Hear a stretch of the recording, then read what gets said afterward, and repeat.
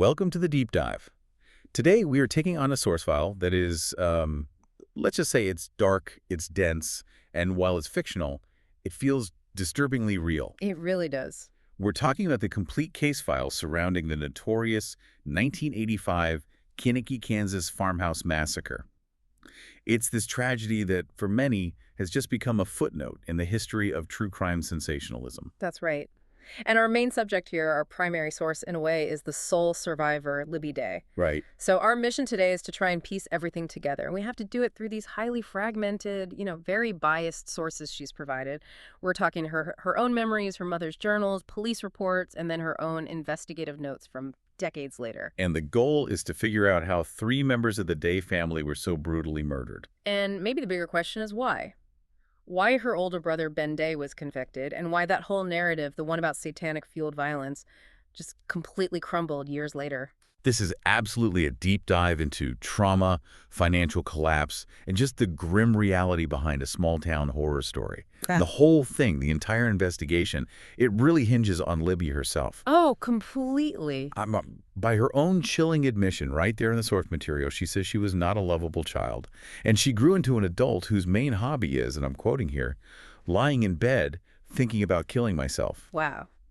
That opening character sketch just tells you everything, doesn't it? You know immediately that you are not dealing with a traditional heroine who's out seeking justice. No. Her personal darkness, this intense glumness, as she calls it, it just defines her entire existence, and it's all driven by this overwhelming financial desperation. Right, the money. Yeah. We learn right away that her bank fund, which was basically the tiny insurance settlement from the massacre, is managed by this guy she calls the pink-cheeked banker, and that fund is now, quote, almost gone. So her reason for even looking at this horrifying past again is just pure pragmatic scarcity. It's not some burning desire for the truth. Not at all. It's a profound need for cash. She literally sees diving back into the massacre as a less unfeasible option than trying to hold down a normal 9-to-5 job. It's an incredibly cynical way to start an investigation, but it's also brutally honest. It is. She sees her whole life through this almost clinical sense of glumness. The source material notes it's not just sadness, it's what her mother, Patty, would have called having the blues aggressively. She's not driven by redemption, she's driven by a dwindling bank account. And that desperation, well, it leads her straight into the arms of some of the most unsettling enthusiasts you can imagine. Okay, so let's unpack that. The state of Libby Day's adult life when this whole thing kicks off. She's living in Kansas City, Missouri, in this forgotten area she sarcastically calls over there that way. Yeah. What's that environment like? I mean, it is a textbook portrait of post-trauma neglect. It's urban decay, a neighborhood defined by dead ends, dog feces, and the constant judging presence of her, as she describes them, gray and pudding-like old neighbors. And she really feels their judgment, doesn't she? Oh, she feels it humming around her house like static electricity. This unspoken disapproval of the traumatized little girl who wrote that sensational book years ago. And her coping mechanisms are just. They're heartbreakingly small and strange, like her attachment to the morning coos of toddlers who march past her house every day. Yes, in that little penguin-style line. It's this tiny, fleeting moment of organized innocence, and it's one of the only things she finds any comfort in. When she oversleeps and misses them, she feels, and it's capitalized, bluer. Which just emphasizes how little real human connection she has in her life. Exactly. And her interactions with the legitimate world, they require this exhausting performance. The meeting with Jim Jeffries, the banker. Right. She's at a restaurant and she just lies effortlessly to him, says she's read the reports he sends, that she's listened to his messages. She's just profoundly broken. And it manifests in these small acts of rebellion and theft. We have to talk about the stealing. Her kleptomania. She doesn't steal anything valuable.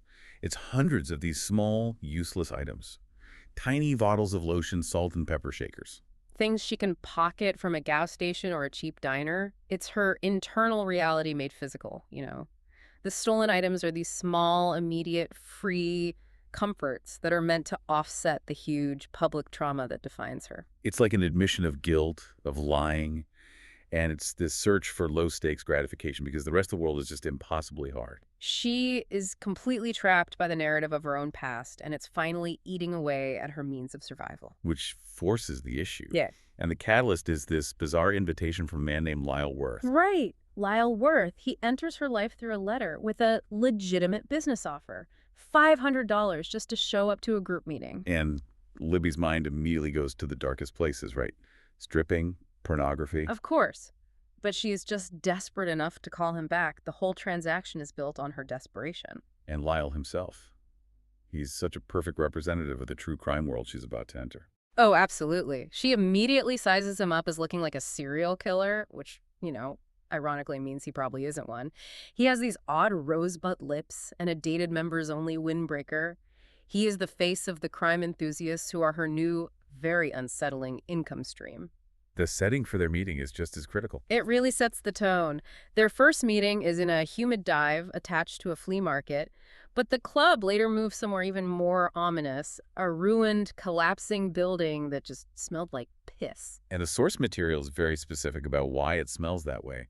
One of the Tallmans blew his brains out here in 1953. It's just a place steeped in this casual, forgotten horror. And the whole atmosphere is this bizarre clash. There's organ music competing with heavy metal, and there's this weirdly cheerful homeless man named Jimmy who just hangs around outside. It's grotesque, and the members of this club, they match the ambiance. I do. They're mostly men, described in this sharp detail as whiskery with cheap haircuts and math nerd glasses, and they just radiate what she calls a brainy arrogance. Lyle even breaks it down for her, right? There are two types. Yeah, he makes this careful distinction. You have the role players, the guys dressed up as criminals, like the one dressed as the Bob Burdella freak. And then you have the serious solvers, which is the group focused on the day case. And you see that power dynamic shift immediately.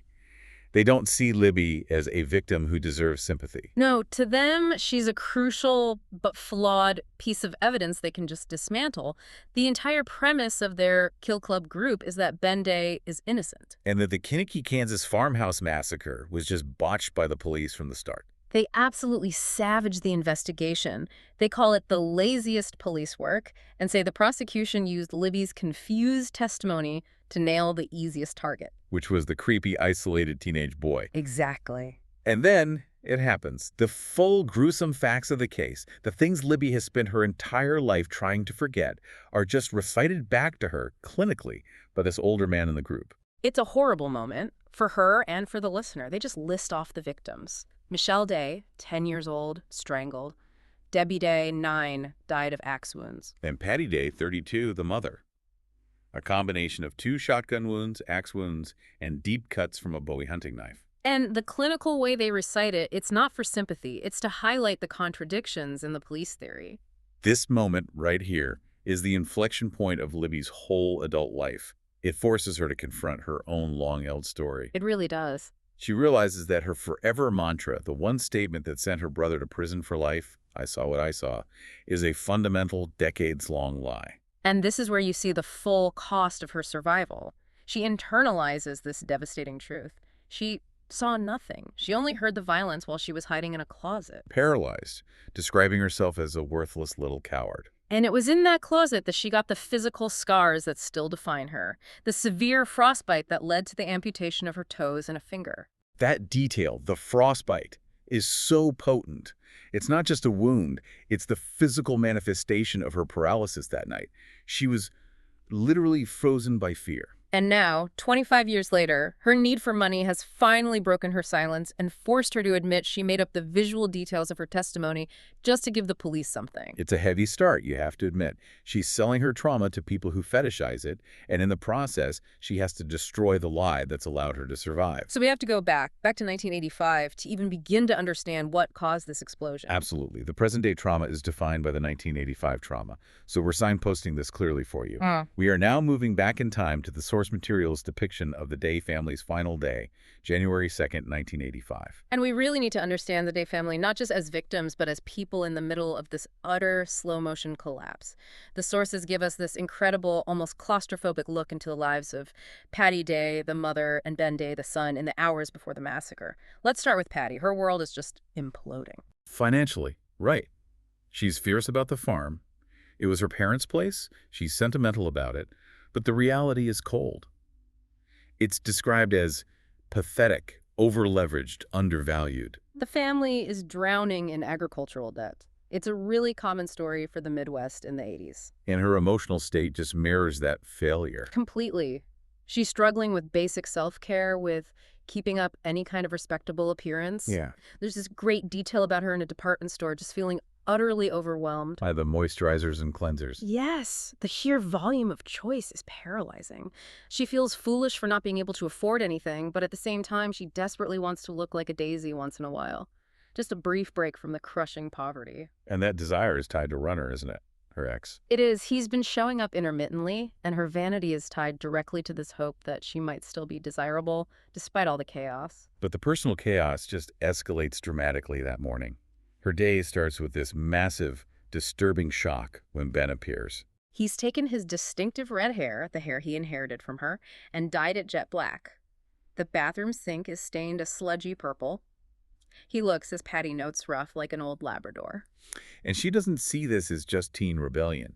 She sees it as a deliberate rejection of her, an assertion, she thinks. He's bullied the Ben she knew into oblivion. It's just a dye job, but in this pressure cooker, it feels like an announcement of war. She knows he's troubled. He's already secured his room with a padlock to keep his sister Michelle from squirreling through his desk drawers. Right, he's created his boy nest, secured.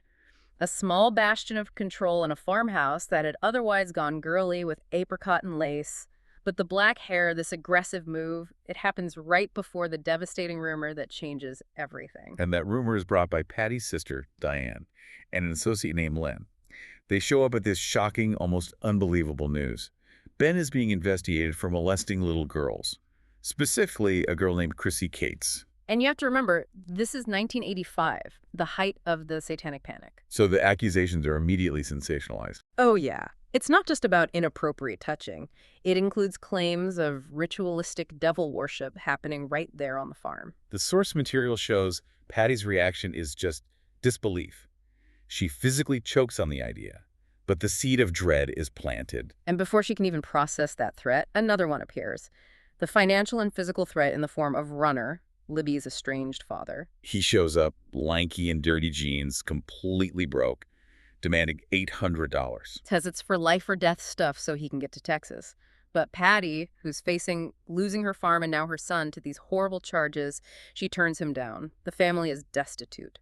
Now this is where Patty makes a fateful decision. After Runner leaves, she seems to realize the level of danger surrounding her family, and she prepares for violence. She loads her 10-gauge goose gun and sets it right on the mantelpiece, specifically thinking, just in case. And that is a crucial detail. It places the ultimate murder weapon, the shotgun, Yeah. right there in plain sight, ready for anyone to use. But the immediate threat, in Patty's mind, is Ben. After the horrific news about the molestation rumors, after the confrontation with Runner, she makes this desperate choice. She breaks the lock on Ben's door. She violates his sacred boy nest and searches his room. And what she finds, it confirms every single fear that was being fueled by the Satanic Panic narrative at the time. This is not just teen angst.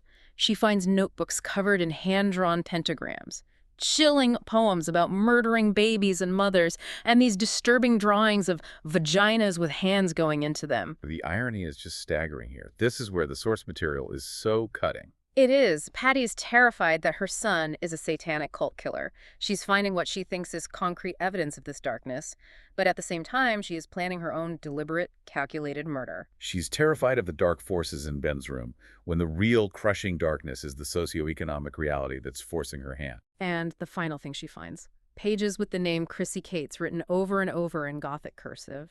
For her, that confirms the molestation fear and Ben's complete mental collapse. Patty Day ends January 2nd believing her son is a homicidal cultist and that she is completely doomed. Okay, so let's flip the lens. Let's look at that exact same day from Ben's perspective. He's 15. He's dealing with intense pressure, emasculation, and just explosive rage. Right, and we learn his janitor job at the school is this source of profound humiliation. He spends his days mopping up other kids' shit, which makes him feel like a fucking monkey. And he's dealing with public humiliation that day, too. Yeah. Coach Kruger confronts him about his dyed black hair and just categorizes him in front of everyone as a loser, druggy, wimp, fag. And that just pushes Ben past his limit. He has this explosive but internal fuck screamed inside the janitor's closet. And then to make it worse, the source notes that his rage made him jerk the cleaning bucket, which sloshed and soaked his crotch. So he looks like he wet himself, Janitor Boy Day. And the Chrissy Cates situation is the foundation of the whole legal mess. It is. Ben confirms he liked Chrissy. She was a well-taken-care-of fifth grader who wrote him a love poem. He admits they kissed and that he masturbated afterward in a bathroom stall. But he denies anything worse. Vehemently. But the interaction itself, it just highlights the awkward, volatile nature of his sexuality and this huge social gulf between them. Chrissy represented everything he wasn't. Cared for, stable, acceptable. And that need for acceptance leads him to Trey Tapano's group. Exactly. He's desperately trying to get some street cred by talking up conjuring Satan shit and claiming the local cow mutilations, another classic Satanic Panic rumor, were an order he helped with. But the family chaos follows in there, too. Runner shows up at the bar, panicking, trying to avoid Trey, which confirms Runner owes Trey money.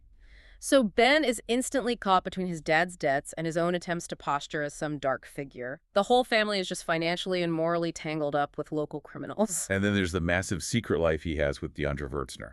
Deandra. She's 5 years older than Ben, described as rich but sleazy. He's desperate to impress her but struggles with sexual performance.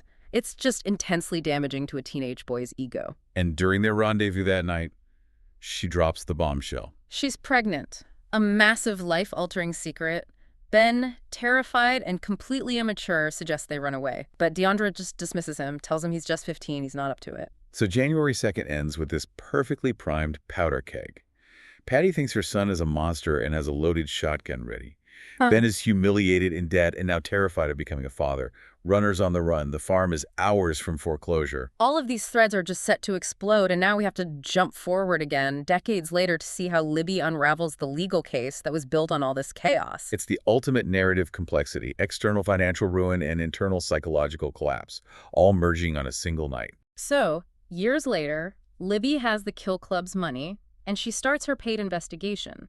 Her first step is trying to get some context for the Satanic Panic era, so she tracks down Barb Eichel, the author of that sensationalist book, Devil's Harvest. And Barb Eichel provides this really fascinating look back. She has a lot of regret, doesn't she? A profound amount of regret for sensationalizing the case back in the 80s. But she does confirm that Ben's defense attorney tried to capitalize on the weak physical evidence. There was that random blood stain on Michelle's bed sheets, which was a different blood type from the family. Right, but the prosecution just dismissed that. Yeah. Said the sheets were from Goodwill, so the blood could have been there already. Exactly. But Barb also points out the mysterious dress shoe print found in the blood. Evidence of an adult killer that the police just completely ignored because they wanted the easy target. Ben. The defense tried to suggest another killer, but they failed, mostly because of Libby's testimony. So Libby then turns her attention to her father, Runner. He was always a potential suspect, but he had a seemingly solid alibi. Right, an alibi provided by his ex-girlfriend, Peggy Banyan, so Libby interviews her. And Peggy admits she lied to the police all those years ago. She did. Runner didn't come home before midnight. He actually came home, definitely middle of the night, around 2 a.m., which completely destroys his alibi, and she mentions he had scratches on him that night. So Runner was potentially at the farm during the time of the murders? Potentially. Libby finally tracks him down and finds him camping inside a rusted water tank in Oklahoma. And that confrontation is just intensely toxic. Runner immediately denies writing the letter she got. He calls Ben a bad un, and Patty, his dead wife, a cunt. Horrible. He does confirm he owes Trey Tipano money, which ties him back to that local criminal element. And he reveals his belief that Deandra was pregnant with Ben's baby and just disappeared, darkly suggesting that devil worshippers kill pregnant ladies and their babies. The Satanic Panic is still a lived reality for him. Okay, so the investigation shifts dramatically here. Libby knows she has to address the core of Ben's supposed motive, the Chrissy Cates molestation lie. She has to. She tracks Chrissy Cates down, who is now in her mid-30s, working at a strip club called Mike's, and her alias is Polly Palm. That alias is a massive red flag. Huge. It links Chrissy, the supposed victim, to Deandra, the hidden pregnant girlfriend. But at first, Chrissy gives Libby exactly what the true crime fans would want.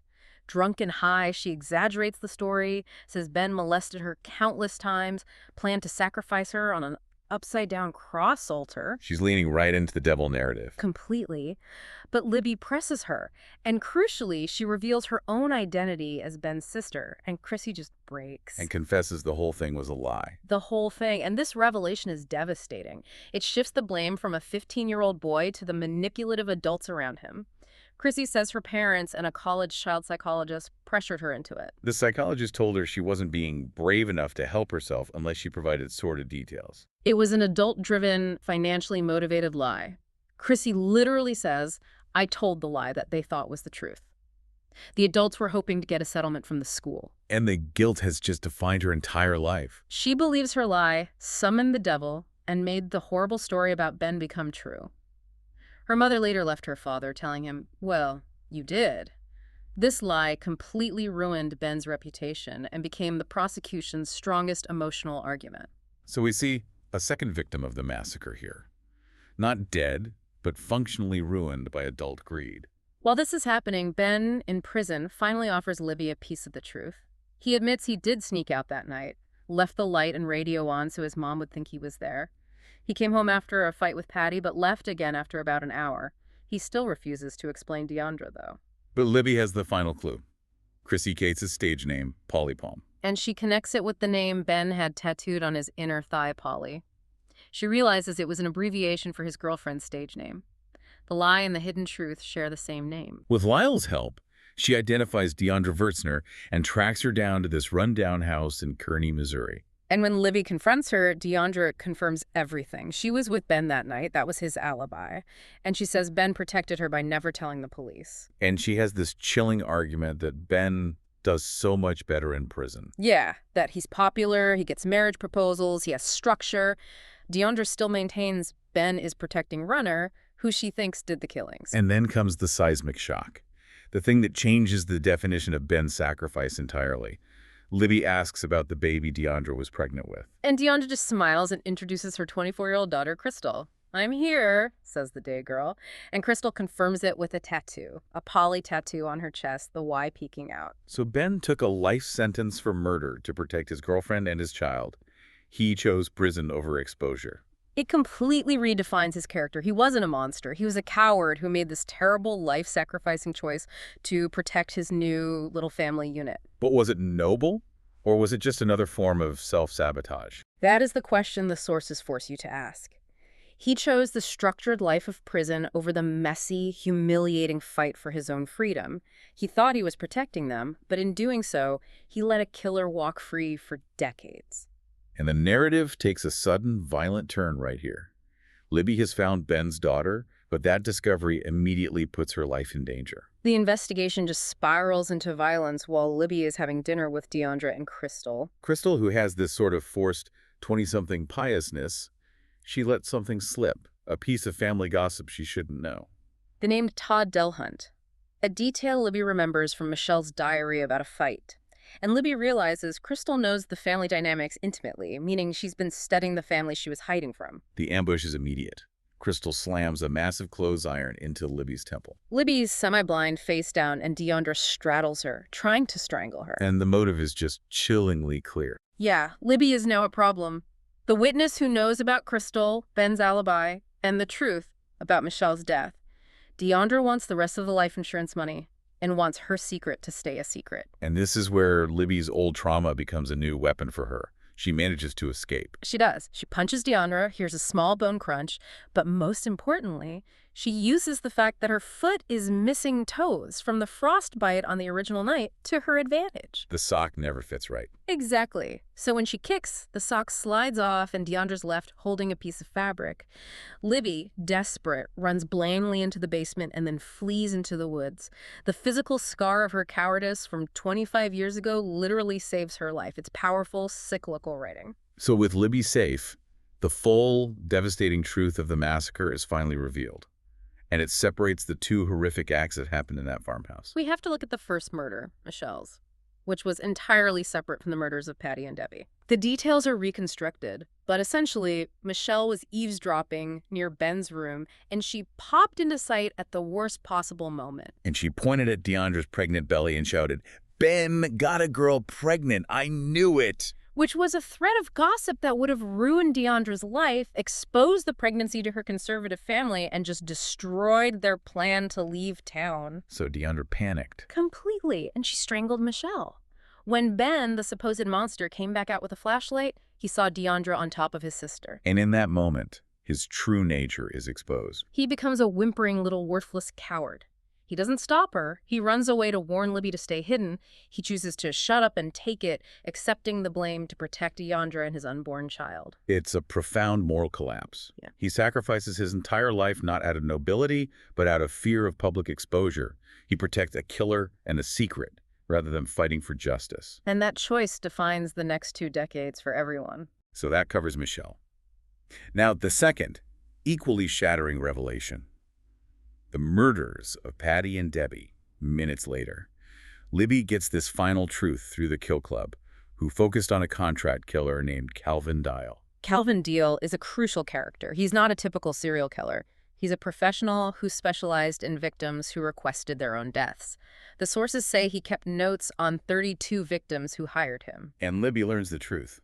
Patty Day had hired Calvin Dial to murder only her. It was a final, desperate, sacrificial act. She hoped the remaining life insurance money, which turned out to only be about $800, would be enough to save the farm and help Ben. Patty's final note confirms it. She chose to make a useful death. She was trying to solve the family's economic problems through self-euthanasia via a contract killer. It's the definition of financial desperation layered over maternal sacrifice. But the whole plan goes horribly wrong. A series of random, deadly coincidences. Dale arrived late. He was angry and distracted after meeting Runner at a bar earlier, where Runner had been drunkenly complaining about Patty. So Dale enters the house, starts the attack on Patty with the Bowie knife. She's stabbed, but Debbie, maybe hearing the struggle, walks in on the killing. And Patty, in a final maternal act, pushes the knife deeper into herself, trying to stop Dale from hurting her daughters. But Dale panicked. Killing a child was not part of the contract. Not at all. He was a professional who killed willing victims. He panicked, grabbed the axe, the very axe Michelle had propped by the door earlier, killed Debbie with it, and then finished Patty with the shotgun she'd placed on the mantelpiece. And Dale later reflected that it was only after killing Debbie, the pudgy thing, that he thought of himself as a murderer for the first time. The layers of tragedy are just unbearable. Patty's desperate sacrifice was botched by a random coincidence, and her daughter was killed by the very items, the axe and the goose gun, that were placed there because of the chaos and fear of the previous day.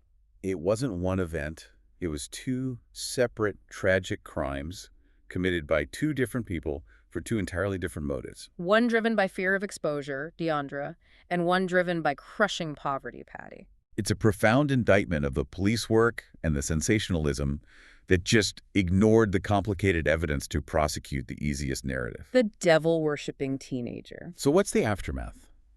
Deandra and Crystal disappear. They're wanted for the attack on Libby, but the hunt is, predictably, losing steam. They continue to evade consequences. And Ben is still in prison. Still convicted for life. He's found a strange peace evolving from the badass devil daddy of the media to the kindly misunderstood prisoner. He still maintains his silence to protect his second family, and now hopes he'll be released one day so he can look for Crystal. And what about Libby? She's physically and emotionally changed. She has 2 tear-shaped scars on her cheekbone from the iron, another physical mark of her survival. Yeah. And she makes this final, decisive act of self-acceptance. She dyes her hair scarlet sass red, like our mother, Patty. And she decides to finally go see Diane, her aunt, who cared for her but stopped speaking to her after the book came out. She's finally seeking connection and reconciliation after dismantling this 24-year-old lie. Her journey, which started with financial need, ends in this painful but earned maturity. The final synthesis of this tragedy is just, it's so complex. There was no single evil force. No.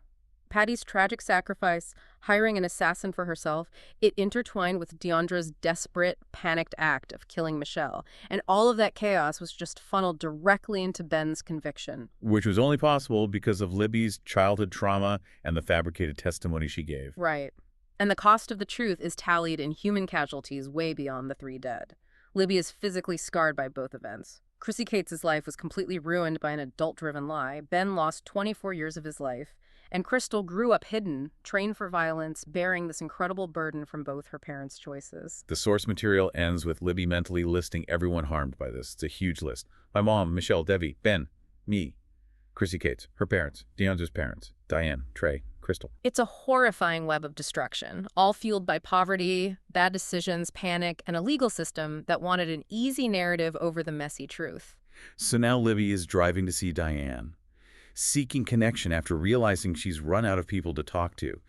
having finally accepted the color of her mother's hair and the truth of her past. And this leads us to the final provocative thought, which is inherent in Patty Day's final note. Patty hoped to make a useful death to save her family. This deep dive forces you to ask, can we truly measure a useful life or a useful death when the intended sacrifice just spawns more tragedy? And for Libby, now that she has this shattering knowledge that her brother was a coward but not a killer, and her mother orchestrated her own demise, can that knowledge ever truly heal the scars, the physical and the emotional ones? That recognition, the fact that truth doesn't always equal peace. Maybe that's the darkest place of all. That's certainly something to mull over until our next deep dive.